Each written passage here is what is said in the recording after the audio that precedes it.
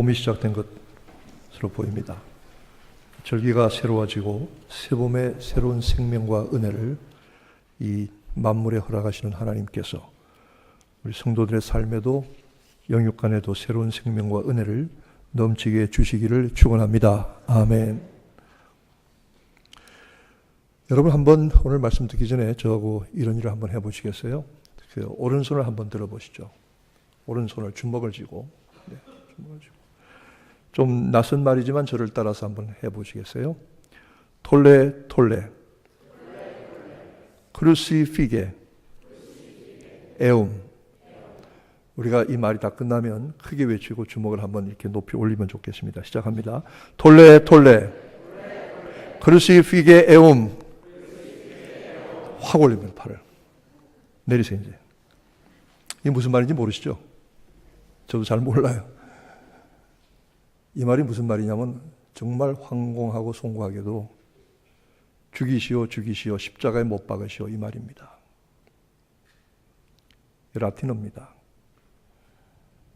빌라도가 로마 사람인데 그 당시에 군중들이 어떻게 외쳤는지는 모르지만 빌라도에게는 톨레 톨레 죽이시오 죽이시오 십자가에 못 박으시오. 많은 무리들이 와서 새벽부터 빌라도의 재판정을 둘러싸고 이렇게 외쳤던 것입니다.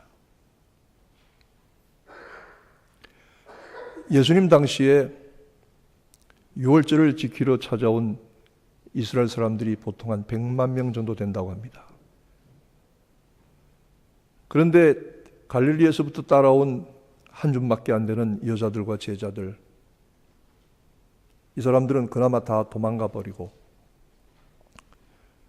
종려주일에 그토록 환호하며 찬송하며 호산나 찬송하리로다 주의 이름으로 오시는 이여 왕의 입성을 환영하고 경배하던 이 군중들이 하룻밤 사이에 빌라도의 관정에 와서 지금 여러분이 알지도 못하고 하신 그 말대로 그들은 그 말은 알았지만 예수가 누구신지 전혀 깨닫지 못하고 없애시오 없애시오 그를 십자가에 못 박으시오 하고 외쳤던 바로 그 소리를 우리가 이 시간 실제로 우리 입으로 말한 것입니다.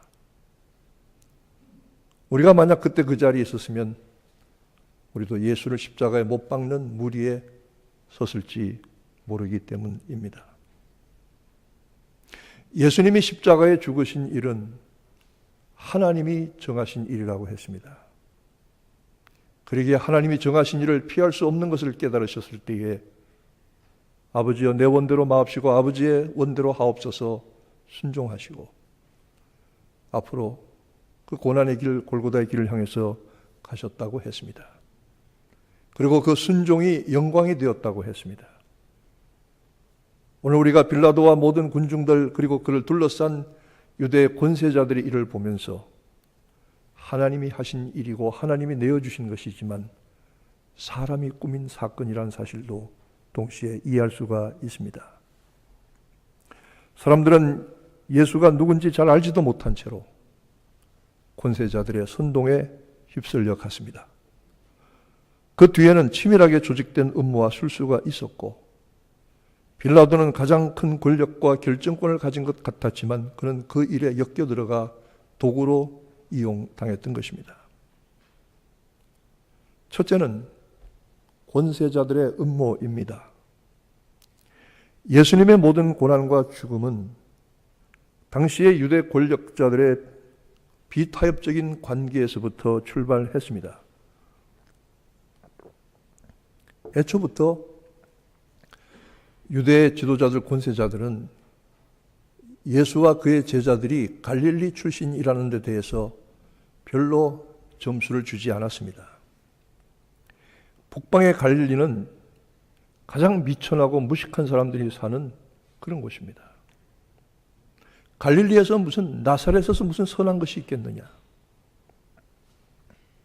저는 율법을 알지 못하는 무지한 백성이다. 암하렛, 땅의 백성이라 이런 뜻입니다. 땅바닥에 뒹굴고 사는 비천한 사람들이 감히 저들이 어떤 저런 말을 할 수 있단 말인가. 그러나 이 무식하고 무지한 비천한 소집단이 점점 더 그 영향력이 커지고 있었습니다. 그래서 이들은 처음부터 예수와 그 제자들의 움직임을 주목하고 있었고, 예루살렘에서부터 조사단을 파견해서 예수께서 하시는 일들의 위법성을 찾아내려고 혈안이 되었던 것입니다. 이 예수님이 유대 권세자들과 부딪혀서 죽임을 당하시게 된 몇 가지 과정이 있는데, 첫째는 율법의 위반성 문제인 것입니다. 특별히 그 가운데 안식일 문제가 있었습니다. 안식일은 유대인들이 율법적으로 목숨을 걸고 지키는 일입니다. 그런데 예수께서 안식일에 회당에 들어가셔서 회당에서 병자들을 고치십니다. 이들이 분노했습니다. 병을 고치는 것은 오케이, 가능하지만 왜 굳이 안식일에 해야 되느냐 이겁니다. 예수께서도 좀 이렇게 지혜롭게 은혜롭게 말씀하시고 목회적으로 말씀하셔서 맞다고, 꼭 그렇게 안식일 안 해도 당장 죽는 거 아니라고 하면 그 다음날 오라 해서 할 수도 있는데 내가 좀 그랬다고, 좀 앞으로는 고쳐보겠다고 이랬으면 좋았을 것을, 예수님께서 하시는 말씀은 너희들이 만약 안식일에 구덩이에 짐승이 빠졌으면 건지지 않겠느냐? 하물며 사람의 생명이냐? 그리고 그보다 더 중요한 것은 내가 이 안식일의 주인이다. 인자는 안식일의 주인이다. 사람이 안식일을 위하여 있는 것이 아니라 안식일이 사람을 위하여 있는 줄 알지 못한, 이렇게 책망하시니까 이 서기관 바리새인들이 크게 분노했습니다. 두 번째는 권세자 기독권자들 집단에 대해서 비난하신 것입니다. 저들을 향해서 예수님께서 가차없이 공격하십니다. 이 독사의 자식들아, 누가 너에게 임박한 진노를 피하라고 했느냐? 너희는 회칠한 무덤이라, 평토장한 무덤이라, 겉으로 봐서는 회를 칠하고 깨끗한 것 같지만 속에는 썩어다라는 송장과 냄새가 그득하다. 인간의 본성을 지적하신 것입니다. 예수님께서 굳이 그렇게 감정적으로 돋고서 말씀하실 게 뭐 있습니까? 좀 은혜롭게 하시지. 야, 이 약뱀탕의 자손들아, 이렇게 얘기하시든지, 좀 좋게 얘기할 수도 있는데, 독사의 자식들아. 이 기독권자들이 그렇게 저희들의 명예를 훼손당하고 가만히 있기가 어렵지요. 마지막으로 이 유대 권세자들이 예수를 죽이려고 음모한 가장 결정적인 이유는 돈 문제입니다. 다 넘어갈 수 있는데 이 돈 문제는 넘어갈 수가 없었습니다. 예수님께서 예루살렘 성전에 처음으로 입성하여 들어가셔서는 성전에 가보니까 난장판 개판입니다. 동전 바꿔주는 장사꾼이 있습니다. 성전에 와서 헌금을 하거나 세를 바치려면 반드시 유대돈을 써야 하는데 그 유대돈은 성전에 가야만 구할 수 있습니다. 쉽게 말하면 공인 환전 딜러가 있는 것이지요. 제사장에게 허락을 받았다는 것입니다. 그 사람에게 가야만 동전을 바꿀 수 있는데 그 동전의 환율은 엄청난 폭리를 취합니다. 그 돈을 거두어서 대제사장들은 자기들의 주머니에 넣고, 그리고 그 주머니에 들어간 돈들을 자기들의 정치적인 이권을 유지하고 권력을 유지하는 데 사용했던 것입니다. 저희 딸아이가 요즘 좀 아르바이트를 해보겠다고 그래서 자기가 이제 대학을 가니까 자기 은행 어카운트도 가져야 되겠고, 그래서 너 그래 해봐라. 제가 얘기했습니다. 그 대신 말이다. 너 일하는 건 좋은데 처음 그 월급을 받으면, 처음 주급을 받으면 무조건 하나님 앞에 다 드려야 된다. 아빠는 지금까지 그렇게 살았다. 그랬더니 이 아이가 안 한대요. 그럼 자기 뭘 쓰냐예요. 오케이, 네가 그렇게 드리면 하나님께서 네 평생에 많은 걸 다 갚아주시지. 어디 가도 첫 수입은 다 하나님께 드린다. 어떤 분은 비즈니스 하면서 첫 커스터머에게 판 그 액수는 하나님께 헌금하는 분도 있더라고요. 첫 것이죠. 그래도 안 한대요. 왜 안 하느냐 그러니까 교회다 헌금하면 아빠가 다 가져간대요. 이게 내가 목사 딸을 잘못 가르친지 잘 가르친지 모르겠습니다. 성전의 제사장들이 성전의 공인 환전 딜러를 허가를 해주고 엄청난 이권을 챙깁니다. 짐승을 팝니다. 짐승을 파는데 자기가 기르던 짐승 중에서 귀한 것 골라서 오면 퇴짜를 놓습니다. 이거 안 된다고. 이 공인이 아니라고. 인정받지 못해도. 어디 갑니까? 여기 가면 이 양 파는 사람인데 거기 가 사오라고. 자기가 가져온 양을 포기하고 새로 가서 사야 되는데 이게 엄청난 폭리입니다. 완전히 성전을 장사꾼 소굴로 만들었습니다. 강도의 소굴로 만들었습니다. 예수께서 들어가셔서 채찍으로 그 양들 짐승을 쫓아서 장사꾼들을 내쫓으시고 돈 바꾸던 상을 뒤집어 엎었습니다. 가장 결정적인 예수의 죽음의 이유는 바로 이것입니다. 그 당시에 성전을 장악하고 있던 제사장 그룹의 사두개인들이 이 이권을 통해서 정치적인 거래를 하고 있었는데 예수님 와서 뒤집어 엎었습니다. 가장 결정적으로 이들이 예수를 죽이려고 작정했던 이유입니다. 오늘 성경 본문에 보니까 15장 1절에 새벽에 즉시 마가복음에 즉시 장로들과 서기관들과 대제사장들과 바리새인들이 모여서 예수를 죽이려고 의논하니라. 회의를 긴급히 모아서 끝내자, 결정하자 하고 논의했다는 것입니다. 예수의 죽음은 이와 같이 유대 권세자들의 음모 까닭입니다. 두 번째로는 무지한 백성들입니다. 종려주일에 온갖 환호성과 찬양으로 주님의 입성을 환영하던 백성들은 그 다음 하루아침에 살기가 그득그득한 폭력적인 군중으로 변해버렸습니다.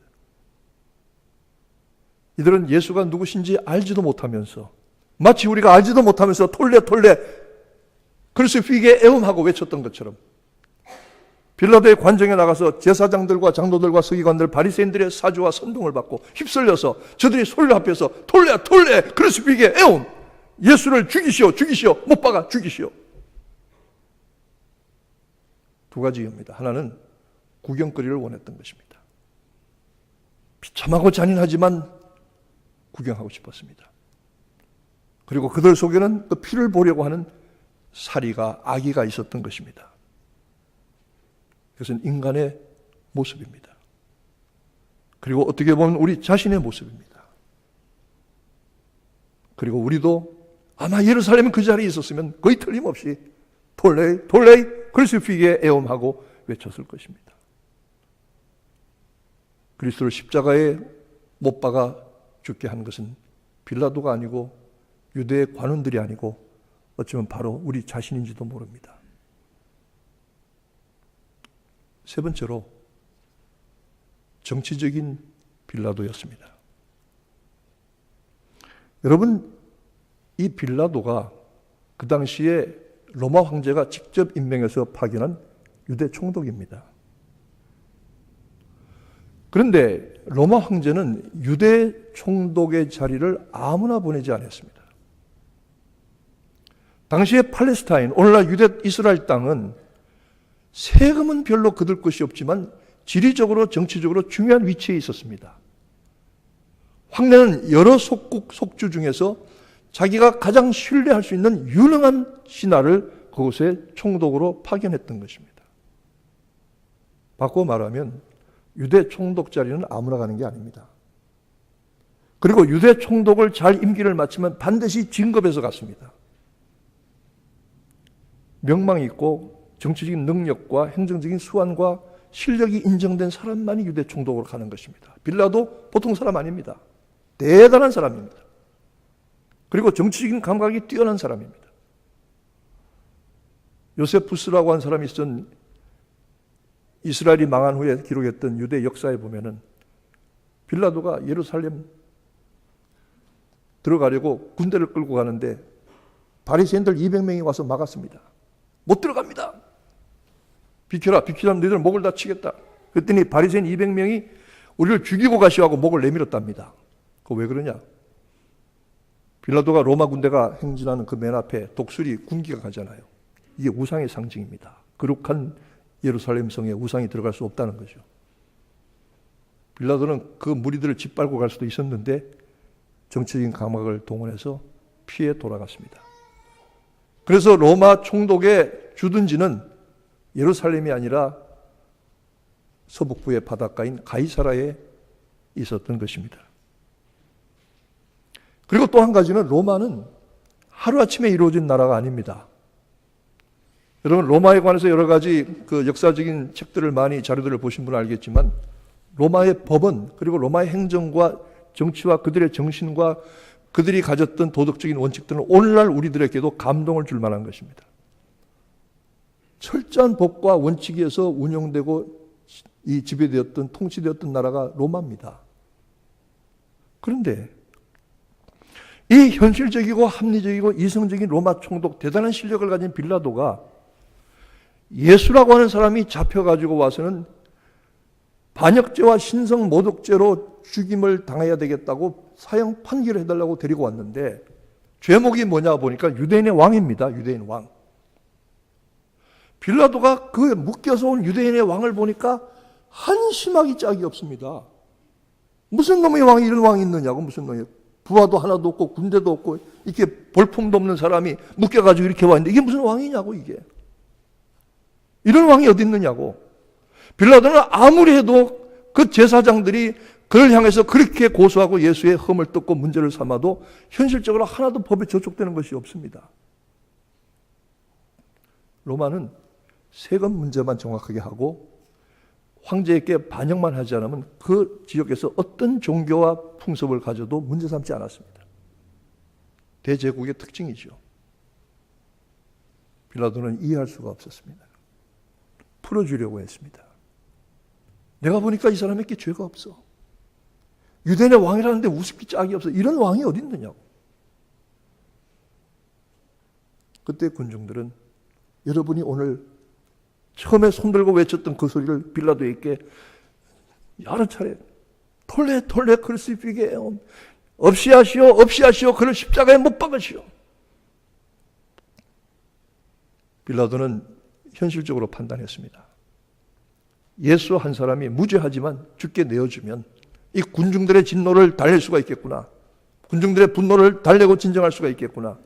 그래서 성난 사자에게 사슴 한 마리 던져주고 그 사자를 달래면 되겠구나 하는 그런 생각으로 쉽게 생각해서 주님을 십자가에 죽도록 내어주었던 것입니다.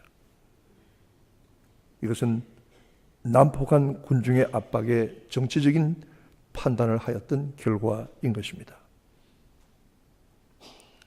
빌라도는 그 후에 빌라도의 그 고백이라는 책자가 있었습니다. 여러분 그건 가짜 문서입니다.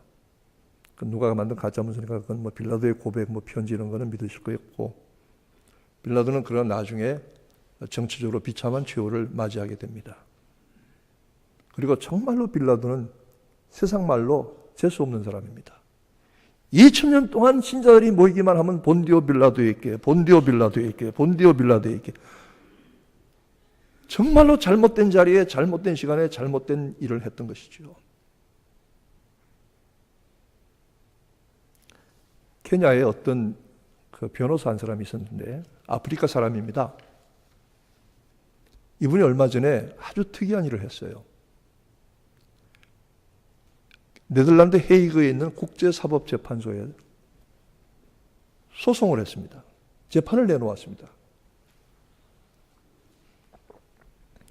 이게 뭐냐면 어떤 사람에 대한 재판과 그의 판결, 유죄, 사형 판결이 법률적으로 상당히 잘못되었기 때문에 취소하고 번복해달라는 재심의 요청입니다.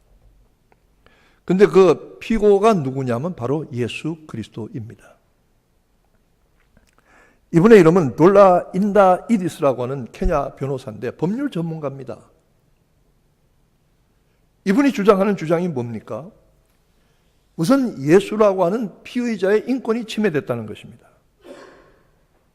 그리고 사법권이 남용되었고 악의적으로 기소가 되었다는 것입니다. 기적을 행하고 하나님의 아들이라고 한 신성모독의 죄를 범했다고 하면 그 당시의 율법은 십자가에 못 박아 죽는 것이 아니라 돌로 쳐 죽여야 됩니다. 그러니까 처형 판결이 잘못된 거랍니다. 또 한 가지는 빌라도는 예수님의 사형을 내릴 재판에 관할권을 가지고 있지 않았다는 것이죠. 헤롯이 그것을 가지고 있었다는 겁니다. 그런데 헤롯과 빌라도는 탁구공 튕기듯이 보냈습니다. 보냈다 받았다 보냈다 받았습니다. 재판 관할권이 잘못됐다 이겁니다. 세 번째로 빌라도가 판결을 내린 것은 증거 불충분입니다. 아무리 봐도 예수가 로마 황제를 반역한 증거가 없습니다. 그리고 아직도 재판의 신문 과정에 신문을 끝내지도 않고 판결부터 때린 아주 잘못된 절차 과정상에 문제가 있다는 것입니다. 돌로 맞아 죽여야 할 사람을 십자가에 못 박았다. 죽는다고 할지라도. 그래서 예수에 대한 재판 자체가 무효다. 그러니까 국제사법재판소에 제소를 했습니다. 그랬더니 국제사법재판소에 세계적으로 유명한 법률가들이 모인 그 재판소가 뭐라고 그랬냐면 국제사법재판소는 개인의 문제를 다루는 것이 아니라 나라와 나라의 문제를 다루는 것이기 때문에 예수님의 이 재판 문제를 재심할 그 자리가 아니다. 그런 책임과 권한이 없다. 이렇게 해서 기각했습니다. 여러분, 이 변호사가 그걸 몰라서 국제사법재판소에 냈겠습니까? 아마 저는 이분은 신실한 그리스도인으로 생각을 합니다. 국제사법재판소에 그걸 내서 세계적으로 화제가 되게 하고 논쟁거리가, 논란거리가 되게 하려 했던 것입니다. 이 인다 이디스라고 하는 케냐의 변호사의 주장이 아니라고 할지라도 우리 주님은 무죄한 분으로서 불법적인 재판을 받고 불법자의 동료로 범죄자처럼 잡혀가서 비참하게 얻어맞고 십자가에 못 박혀 찔려 돌아가신 분이십니다. 이 일을 누가 했습니까? 사람들이 했습니다. 이 일을 누가 할 수 있었습니까? 나도 그 자리에 있을 수가 있었습니다. 그러나 우리 주님은 하나님이 정하신 이 일을 묵묵히 감당하셨습니다. 빌라도가 예수를 만나서 놀랐던 두 가지는, 첫째는 유대인의 왕이라고 하는데 이렇게 초라한 왕이 있을 수 없다는 사실에 놀랐고, 모든 피의자들이 재판정에 서면 자기의 무죄를 변호하느라고 애를 쓰는데 예수는 한마디도 하지 않으시는 두 가지를 보고 놀랐습니다. 주님께서 피할 수 없는, 그리고 피하지 아니하시고 이 고난의 길을 가심으로 하나님은 저를 부활의 영광에 이르게 하시고 높이 들으셔서 하나님 보좌 우편에 앉아 영원한 심판주와 구원주가 되게 하셨습니다. 우리 인생이 살면서 원하지 않는 일들을 겪고 오해받는 일들을 겪지만 그러나 그리스도께서 당하신 것과 비교할 수 없습니다. 성도는 이 땅에서 살면서 여러 가지 많은 어려움과 고난을 겪지만 그것을 다 밝혀내거나 변명하거나 그에 대한 혐의나 억울함을 벗을 길이 없지만 주님이 당하신 일을 우리가 생각합니다. 순종함으로 하나님의 뜻을 이루었을 때에 고난 후에 찾아오는 하늘의 영광이 저와 여러분의 것 되어지기를 주님의 이름으로 축원합니다. 기도하겠습니다.